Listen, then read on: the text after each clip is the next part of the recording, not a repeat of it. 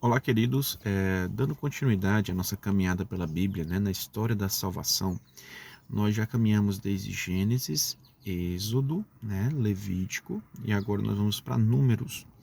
E esse livro de Números, também escrito por Moisés, é um livro que fala de um Deus de ordem, onde nada é caos, tudo é organizado, tudo é feito da melhor maneira, e um Deus de bênçãos, que mesmo tendo um povo altamente infiel, reclamão, como nós somos hoje também no deserto da nossa vida, esse povo que caminhava pelo deserto, vindo do Egito até a terra prometida desses 40 anos, o que mais fez foi reclamar e muitas vezes se dizia idolatrar outros deuses, não reconhecendo tudo aquilo que Deus vinha fazendo na vida deles, fez, estava fazendo e havia prometido fazer.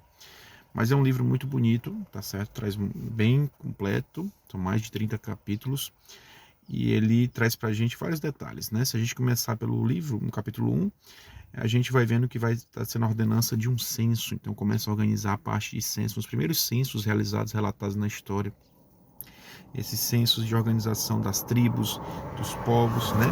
O capítulo 1 vai falar muito sobre isso, a quantidade de números mesmo da tribo, né? De Zebulun, de cada tribo, de Efraim, Benjamim, né? E aí no capítulo 2 vai falando sobre as tribos, capítulo 3 sobre as responsabilidades dos levitas, que é aquela tribo que eu falei para vocês, responsável pela questão também do santuário, das festas judaicas, né? No capítulo 4 continua falando dos clãs dos levitas, né? E no capítulo 5 ele vai falar de alguns critérios de expulsão, de retirada, de isolamento de pessoas com algumas infecções de pele, infecções que poderiam outras também contaminar toda aquela tribo do povo de Deus e ali dar fim àquela tribo. Então, tinham leis bem claras de saúde relacionadas aos cuidados com a saúde daquele povo, né, que estava ali no Êxodo, né? Até chegarmos no capítulo 6, que é um capítulo que eu quero destacar melhor. É o capítulo 6, tanto ele fala do voto de Nazireu. O voto de Nazireu era um voto especial feito, né, naquela época em que a pessoa não deixava, não cortava o cabelo, abstia-se de vinho, nem bebidas fermentadas, né, nem suco de uvas mesmo, porque o vinho representava o pecado, era uma simbologia no Primeiro Testamento, até usado também no Segundo Testamento, né? Por isso que os pães ázimos, né, pães sem fermento, pães que representam Jesus que não pecou, né?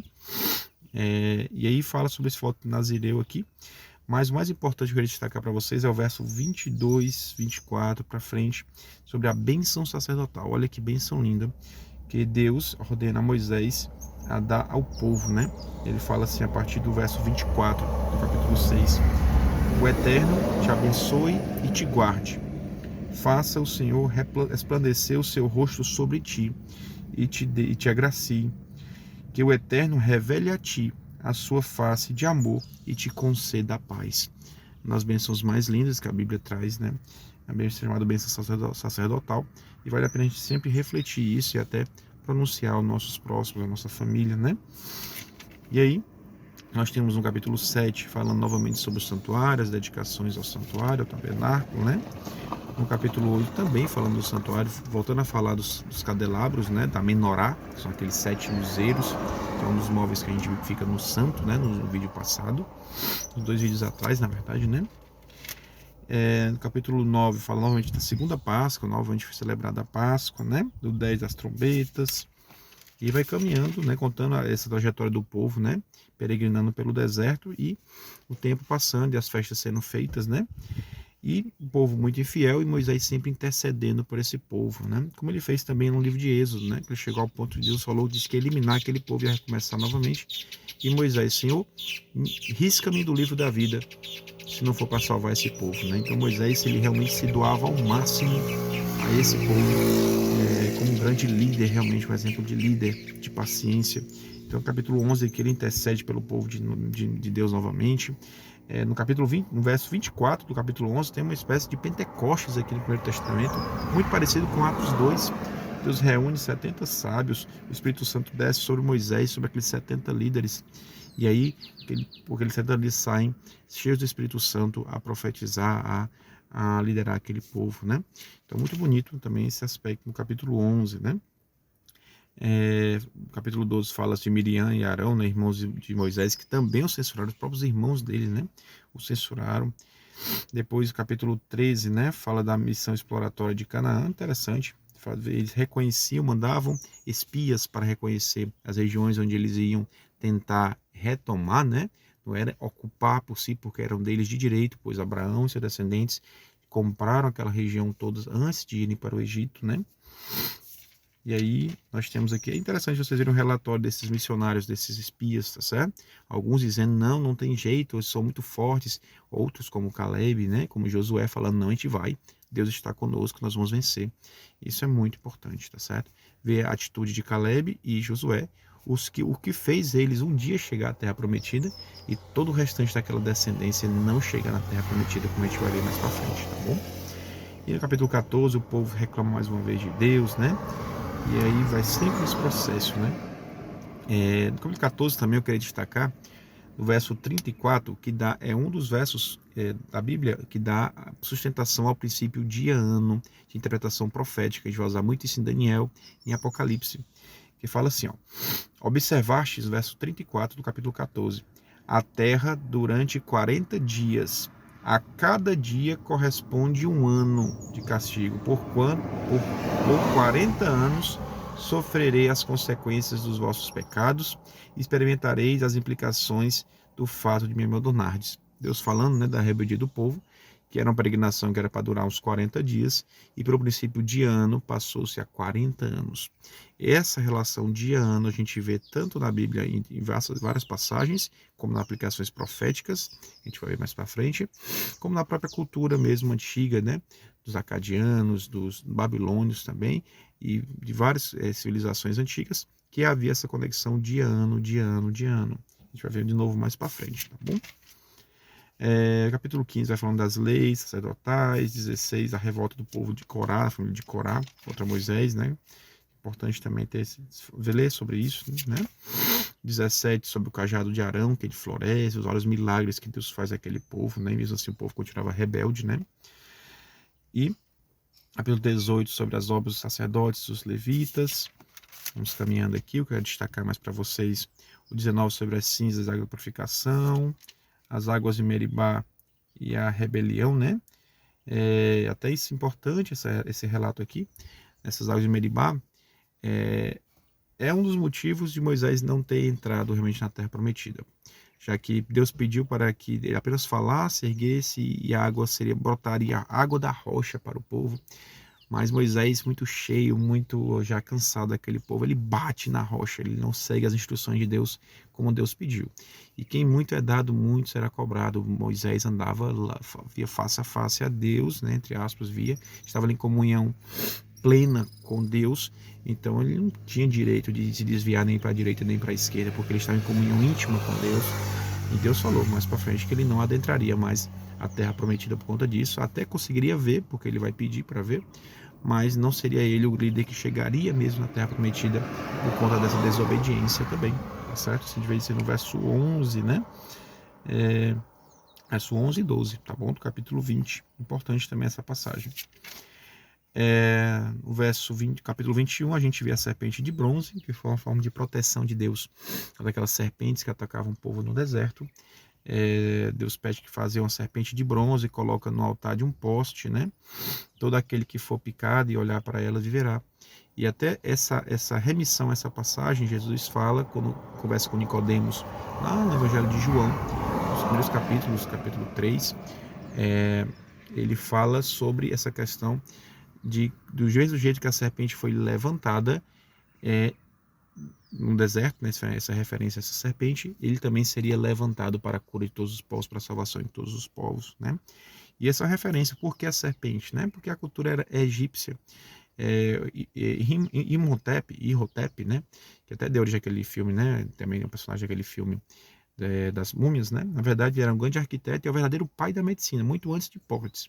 Ele usava um cajado e um dos símbolos muito utilizados na época era a serpente, como uma ideia de cura, da ideia transcendente da cura também. Então, essa remissão da serpente é mais pelo valor que tinha para a cultura que Moisés vivia, aquele povo vivia do Egito. A referência a isso, tá bom? E Jesus retoma essa passagem mais para frente. Isso anuncia a crucificação de Cristo também, profeticamente, como Jesus fez essa relação ao conversar com Nicodemos, né? O capítulo 22 é interessante, porque o povo já com medo dos israelitas que estavam tomando posse, né? Já tinham derrotado os amorreus, e Balaque, que era o rei de Moabe, com medo de também perder suas terras, ele tenta contratar ou chamar Balaão, que era uma espécie de profeta, de místico, para que ele amaldiçoasse aqueles judeus, né? E aí Balaão, a priori, se nega a isso, mas depois ele é convencido a ir, e ele fala que não ia dizer nada além do que Deus falasse para ele, né? E realmente, inicialmente, ele apenas proferiu bênçãos ao povo judeu, porque ele não conseguia falar o contrário, porque Deus só falava bênçãos para o povo povo judeus, né? Povo judeu. E aí, no caso, mais para frente, Balaão acaba cedendo, né, às riquezas, a, as propostas, né, de Balaque e de demais reis, e ele acaba sendo perdido mais para frente, de fato. Mas aqui fala também dessa caminhada de Balaão até encontrar com Balaque, em que ele vai numa jumentinha, e Deus, chamando a atenção de Balaão, faz com que a jumentinha converse com ele, falando para ele se tocar dos caminhos, porque o anjo do Senhor estava à frente, para ele sempre não desviar do caminho e seguir o anjo do Senhor, que é relatado aqui. Inclusive Balaão, ao final, se prostra e adora esse anjo do Senhor. Leiam esse capítulo 22, é interessante. Esse anjo do Senhor, para muitos estudiosos, e também compartilha essa ideia, sempre aparece no Primeiro Testamento, ser o próprio Jesus, uma figura pré-encarnada, uma figura angelical, como assim a gente viu também na luta com Jacó, que virou Israel, como a gente viu que apareceu para Abraão junto com 2 anjos, como a gente viu que aparece mais à frente para Josué, e eles adoram também, e José também adora esse anjo, como esteve na fornalha ardente com os amigos de Daniel. Jesus aparecendo várias vezes no Primeiro Testamento, é um entendimento que eu respeito e eu acho mais coerente, tá bom? Esse termo anjo do Senhor. E aí, capítulo 23, as profecias de Balaão, a segunda profecia do capítulo 23 ainda, a terceira profecia, vamos para o capítulo 24, a quarta profecia de Balaão, e fica nessa questão toda, né, tentando amaldiçoar o povo e não consegue, né. Capítulo 25, o povo volta a adorar os ídolos, principalmente Baal. Baal é uma figura muito importante para a gente discutir mais para frente sobre até questões proféticas.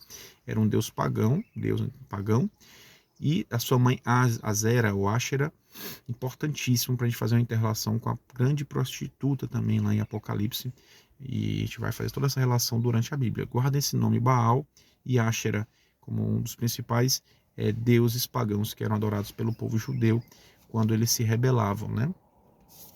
E segue no capítulo 26, sobre o segundo censo.